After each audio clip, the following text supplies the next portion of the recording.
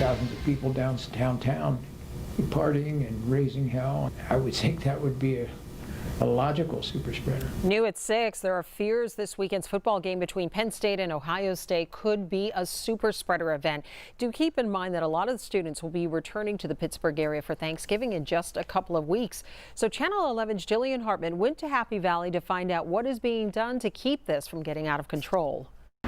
Well, we drove the 2.5 hours from Pittsburgh to talk to people here ahead of this weekend's big game, not because of what happens on the field, but because of the fear in the community and among some students on the combo of the game and Halloween being a super spreader for COVID-19. It sounds like it could definitely be a recipe for some disasters. The Penn State-Ohio State matchup is this Saturday, Halloween night. All those things just make it a huge weekend. Some worry it could also be a recipe for disaster in Happy Valley. Halloween is traditionally one of our most busy weekends on its own, so combining that with the Penn State football game, we are anticipating the possibility of larger gatherings. Since I can't go tailgate, I'm just gonna, maybe pop some popcorn, hang out, and watch the game. Student Grant Pachowski says he will be responsible, but the mayor of State College is worried others will not.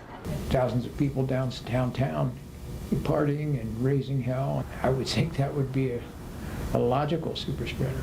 The mayor fears the night game will be an all-day event. The biggest fear I have is that Penn State will win the game with all the drinking and all the partying that's going on all day, and all these people watching the game in apartments and residences across town. You could have a real explosion.